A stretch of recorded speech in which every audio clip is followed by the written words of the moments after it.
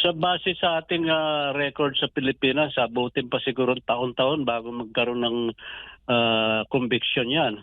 Kumbaga sa kukayo ng habang umuusad yung mga kaso, anong gagawin ngayon sa flood control project. Kaya ang mungkahi ko medyo sakalin yung budget ngayon para next year medyo malinis-linis, makapagsimula ng panibago habang yung ating justice system na napakabagal umuusad.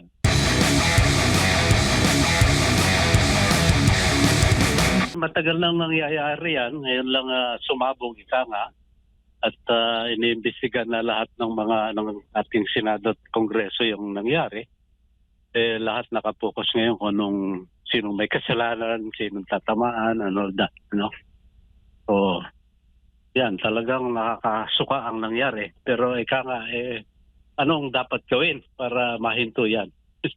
Opo. May mga nagsasabi dahil nga daw sa climate change na, kaya siguro hindi na kinaya ng mga flood control projects. Kayo ho ba, ano bang tingin po ninyo? Ano ba talagang dahilan? Bakit may mga pagbaha lalo na dito sa Metro Manila at sa iba pang parte ng ating bansa? O dahil nga ba ito sa talagang itong mga sira-sirang mga maanomaliang flood control projects?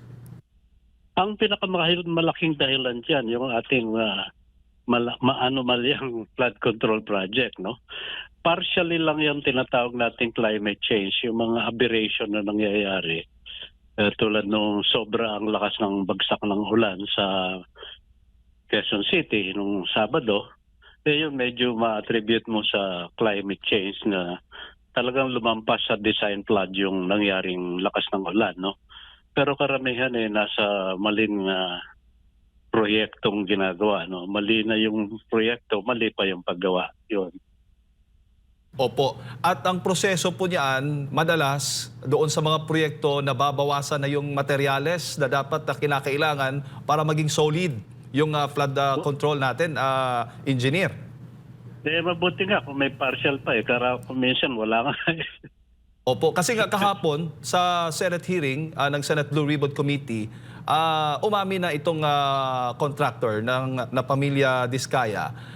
Kaugnay nga po doon sa mga humihingi ng kickback ng mga congressman at mga opisyal ng DPWH. At natanong nga, pumalag ng ilang senador doon, ang sinabi niya na kahit humihingi pa ng kickback, nandun pa rin, solid pa rin daw yung mga materyales na ginamit. Kasi nga, dadaan sa testing, di ba? Ititest yung mga flood control projects. Opo. Hindi na ako naniniwala doon sa dahilan na yung palusot na lang yun kasi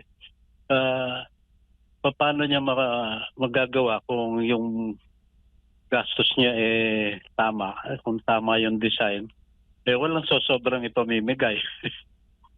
Opo. So, kayo ba ay naniniwala rin na ganito na rin ang nangyayari? Meron talagang tumatanggap ng kickback na mga congressman at mga opisyal ng DPWH doon mula sa mga contractor na nakakatanggap ng malalaking pondo sa flood control projects natin?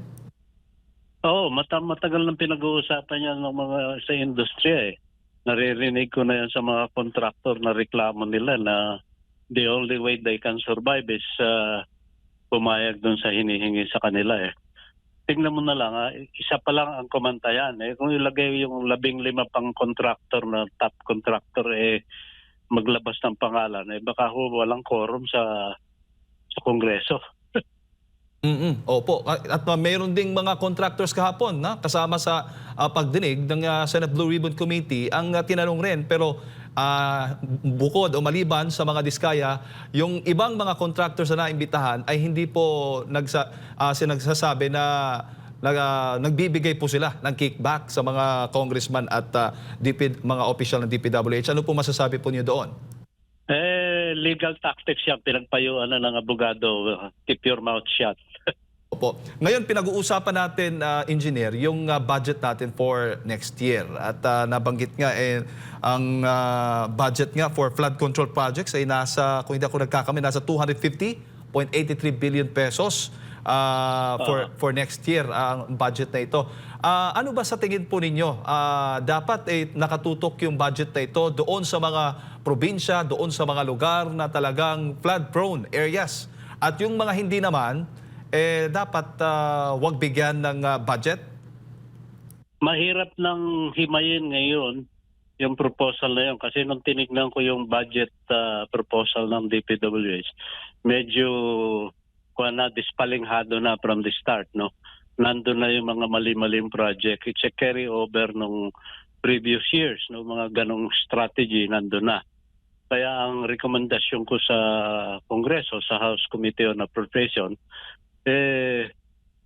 bawasan yung flood control. Ika nga piliting biyak-biyakin. Tanggalan ng more than 200 billion yung proposal ng Public Works at itira lang siguro mga 20 billion lang ang nire-recommenda kong itira kasi yun lang ang medyo siguradong tama, no? The rest, kung tutuloy mo yung approval ng 250, in fact 270 plus ang hinihingi, nakatago yung ibang mga items sa ibang classification, itutuloy mo lang para mong binigyan ng buhay yung dating nakaraan, no? Para business as usual.